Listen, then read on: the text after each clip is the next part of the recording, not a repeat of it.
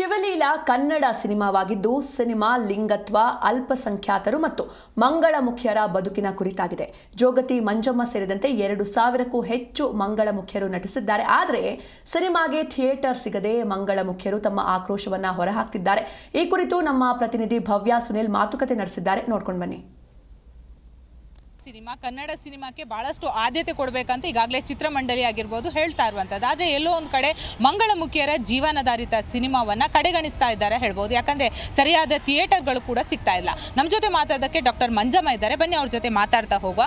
Ma'am, ಮಂಗಳಮುಖಿಯರನ್ನು ಬಹಳಷ್ಟು ಸಮಾಜದಲ್ಲಿ ಕಡೆಗಣಿಸ್ತಾ ಇರುವಂಥದ್ದು, ಅವರ ಜೀವನಾಧಾರಿತ ಸಿನಿಮಾ ಇದಾಗಿರುವಂಥದ್ದು. ಯಾಕೆ ನಿಮಗೆ ಥಿಯೇಟರ್ ಸಿಗ್ತಾ ಇಲ್ಲ? ನಮಗೆ ಯಾರು ಸಪೋರ್ಟ್ ಇಲ್ಲ ಅಲ್ಲ. ನಮ್ಮ ಹಿಂದೆ ಯಾರಿದ್ದಾರೆ? ಯಾರೂ ಇಲ್ಲ. ಫಸ್ಟ್ ಆಫ್ ಆಲು ಮೊದಲು ಮನೆಯವರೇ ಇಲ್ಲ, ಆಮೇಲೆ ಅಣ್ಣ ತಮ್ಮಂದ್ರೆ ಯಾರೂ ಇಲ್ಲ, ಆಮೇಲೆ ಹೊರಗಿನ ಒಂದು ಯಾವ ಸಮಾಜದವರು ನಮಗೆ ಗೌರವ ಕೊಡೋಲ್ಲ. ನಮ್ಮನ್ನ ಹಿಡಿದು ಕೇಳೋರು ಯಾರಿದ್ದಾರೆ? ಯಾರೂ ಇಲ್ಲ. ಹಾಗಾಗಿ ನಾವು ಹಣವಂತರೂ ಅಲ್ಲ, ಥಿಯೇಟರ್ ಕೊಂಡ್ಕೊಳ್ಳೋಷ್ಟು ದೇವರು ನಮಗೆ ಕೊಟ್ಟಿಲ್ಲ. ಅದನ್ನು ಹಂಗಾಗಿ ನಮಗೆ ಅವು ಥಿಯೇಟ್ರ್ಗಳು ಸಿಗ್ತಾ ಇಲ್ಲ.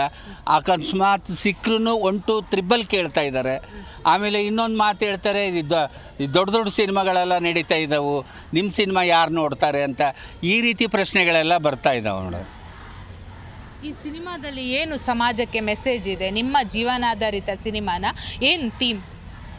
ಇದು ನನ್ನೊಬ್ಬಳ ಜೀವನಾಧಾರಿತ ಸಿನಿಮಾ ಅಲ್ಲ, ಇಡೀ ಇದೊಂದು ಕತೆ ಅಲ್ಲ. ಸಿನಿಮಾ ಬಂದು ಒಂದು ಕತೆ ಅಲ್ಲ, ಒಂದು ಸ್ಕ್ರೀನ್ ಪ್ಲೇ ಅಲ್ಲ. ಇದು ಘಟನೆಗಳು. ಈಗ ನಿಮ್ಮ ಜೀವನದಲ್ಲಿ ಒಂದು ಘಟನೆ, ಅವ್ರ ಜೀವನದಲ್ಲಿ ಒಂದು ಘಟನೆ, ಅವ್ರ ಜೀವನದಲ್ಲಿ ಒಂದು ಘಟನೆ, ಇವ್ರ ಜೀವನದಲ್ಲಿ ಈ ರೀತಿ ಘಟನೆಗಳನ್ನು ತೋರಿಸ್ತಕ್ಕಂಥ ಒಂದು ಅದ್ಭುತವಾದಂಥ ಸಿನಿಮಾ. ಒಂದು 300ರಿಂದ 400 ಜನ ತೃತೀಯ ಲಿಂಗಿಗಳು ಈ ಸಿನಿಮಾದಲ್ಲಿ ಭಾಗಿಯಾಗಿದ್ದಾರೆ. ಎಲ್ಲರೂ ಕೆಟ್ಟವರೇ ಇರೋದಿಲ್ಲಲ್ಲ. ನಾವೀಗ ಒಳ್ಳೇದು ಮಾಡ್ತಾ ಇದೀವಲ್ಲ, ನಮಗೆ ಸಪೋರ್ಟ್ ಕೊಡ್ರಿ. ಯಾಕೆ ಕೊಡ್ತಾ ಇಲ್ಲ? ಆ ಕೆಟ್ಟದ್ದನ್ನು ಮಾಡಿದಾಗ ಎತ್ತಿ ತೋರಿಸ್ತೀರಿ. ನಿಮ್ಮ ಹೆಣ್ಮಕ್ಳಲ್ಲಿ ಯಾರು ಕೆಟ್ಟೋರಿಲ್ವಾ? ಯಾರು ಕೊಲ್ಗಡಕರಿಲ್ವಾ? ಯಾರು ಎಲ್ಲರೂ ಒಳ್ಳೆಯರೇ ಇದ್ದಾರೆ ಹೆಣ್ಮಕ್ಳಲ್ಲಿ. ಆಮೇಲೆ ಗಂಡು ಮಕ್ಕಳಲ್ಲಿ ಎಲ್ಲರೂ ಒಳ್ಳೆಯರೇನಾ? ಕೆಟ್ಟವ್ರು ಇರೋದೇ ಇಲ್ವಾ? ಅದ್ರಾಗ ಕಳ್ಳರು ಇರ್ತಾರೆ, ಸುಳ್ಳು ಇರ್ತಾರೆ, ಕೊಲ್ಗಡಕರು ಇರ್ತಾರೆ, ರೇಪ್ ಮಾಡಿದವ್ರು ಇರ್ತಾರೆ, ಎಲ್ಲರೂ ಇರ್ತಾರೆ. ಹೆಣ್ಣು ಗಂಡಿನಲ್ಲಿ ಅದೆಲ್ಲ ಇರುವಾಗ ನಮ್ಮಲ್ಲಿ 5 ಬೆರಳು ಸಮನಾಗಿದ್ದಾವ? ಇಲ್ಲ. ನಾವು ಅದೇ ಥರನೇ ನಮ್ಮ ತಪ್ಪುಗಳನ್ನು ಎತ್ತಿ ಹಿಡಿತಾರಲ್ಲ. ಇವಾಗ ನಾವು ಒಳ್ಳೇದು ಮಾಡ್ತಾ ಇದ್ದೀವಲ್ಲ, ಈ ಕೆಟ್ಟವ್ರು ಮಾಡೋರು ಸುದ್ದಿ ಬಿಟ್ಬಿಡ್ರಿ. ಈಗ ನಾವು ಒಳ್ಳೇದನ್ನು ಮಾಡ್ತಾ ಇದ್ದೀವಲ್ಲ, ಎಲ್ಲರನ್ನ ಕಟ್ಕೊಂಡು ನಮಗೆ ಸಪೋರ್ಟ್ ಕೊಡ್ರಿ ಅಂತ ಕೇಳ್ತೀನಿ ನಾನು.